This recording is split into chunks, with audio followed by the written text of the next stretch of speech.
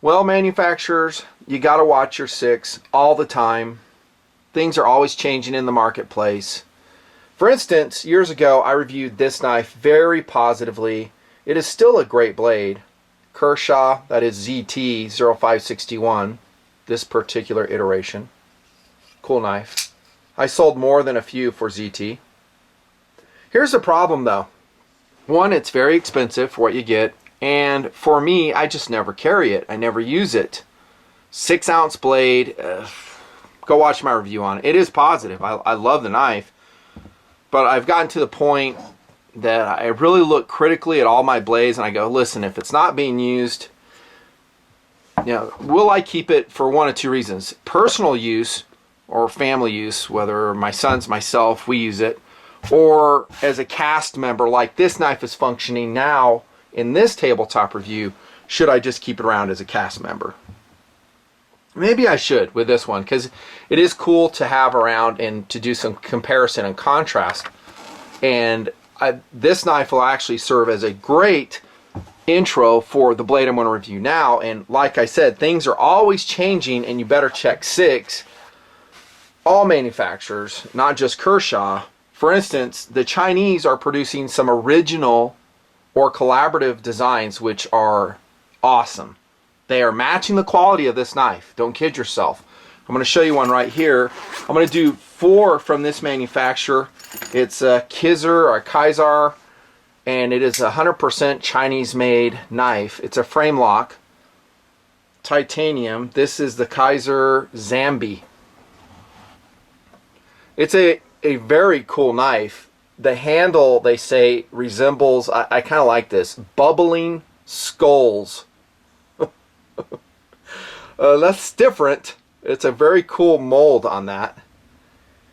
And it's lighter than this one by an ounce. We'll just because this is one of the higher end frame locks I have in inventory, I'm just throwing it on the table. I'm talking about the ZT. I'm not necessarily making it a direct comparison here. But for size, you can tell. If you have a ZT 0500 series, you can see they're pretty similar in size. As I look at this Kizer Zambi model and this, the quality levels are identical. They're the same. Think about that and think about how things have changed a lot. Once upon a time, China was doing their bootleg designs, which caused all kinds of problems. And they finally put it together and was like, you know what, we're just going to make our own. We'll either work with other designers, we'll come up with original designs, and that's what, as far as I can see, what Kizer is doing. And I have to say they're doing it well. Now, we should be long past the point where we're prejudiced against an overseas product. I mean, dude, I covered that from 2009 to 2012. I'm not going over that anymore. Probably 80% of the stuff you own is produced in China. Deal with it. It's just the way it is. And then I'll post a review of an American-made product like the ZT-0561, and I'll spit out the price, which is high, and they'll go, whoa, that's way too much. I'm like, well, if you want American, that's what it costs.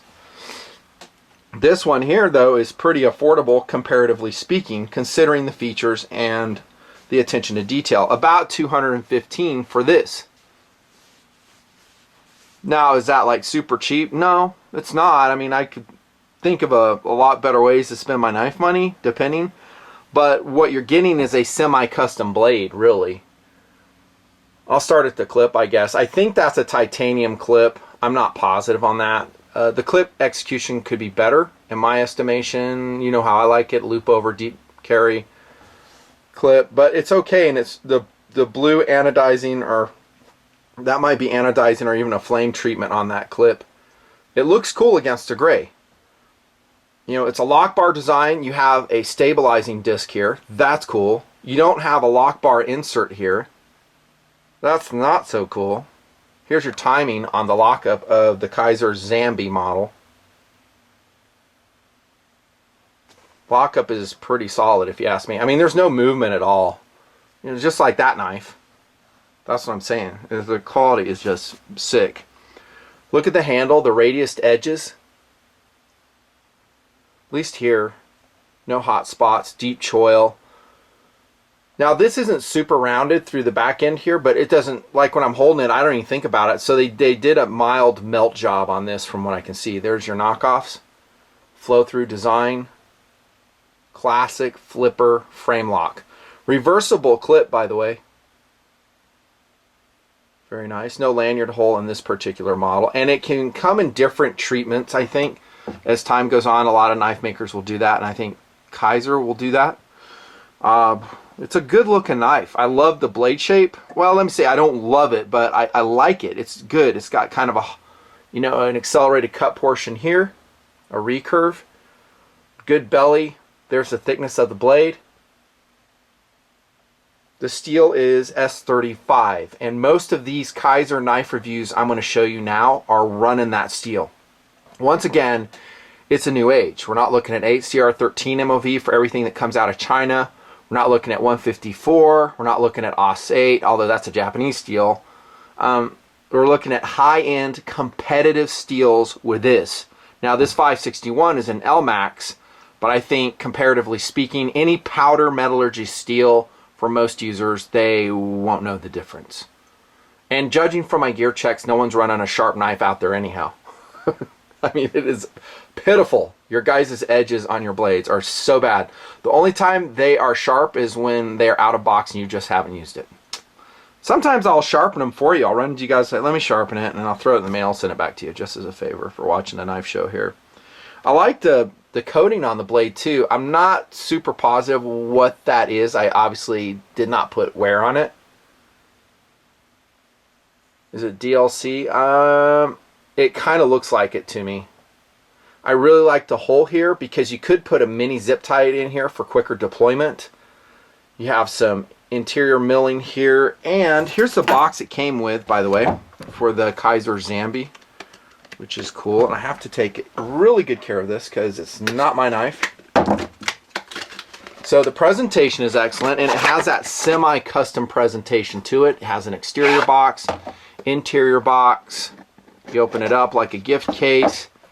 You have extra screws, a cleaning thing, and probably a little product insert telling you how smart you were to buy that knife. I think it's good presentation. You know, this beats the CKF stuff that I've been reviewing, at least in the last year. Jimping on the top, talking about ergonomics here. I wish it went all the way up, but it's functional what they have, and that's a rarity for any knife like this. I mean, the ZT doesn't have it. See a ZT? It doesn't. Actually, I'm going to bring this back because we're going to talk about value, and it will actually play into that discussion. Do you guys like this look on here? I think it's cool. Why don't you guys ever carry something cool like this? Something different and cool. I just don't see it that often. I think most of the people who buy this knife will just collect it. They won't use it at all. Nothing wrong with that. Totally cool. Unsharpened swedge right here. Here's your deployment. It's not a ball bearing system as far as I can tell. Little hang up right there. Need a little more wrist action.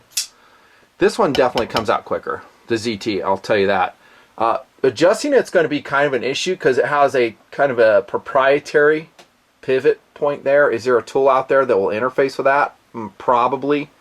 As a user, I don't like to have to go out and buy special tools to take apart and surface my blades, a la Microtech. Microtech did that, and I don't like it. But I deal with it because you get a lot more in return. Every knife is going to have some quirks. Flat portion here for consistent angle sharpener. That's all good. And we talked about the clip already. Weight, I said 5 ounces, an ounce more. This one is an ounce more. Value. I told you the price already, $215. It is what it is.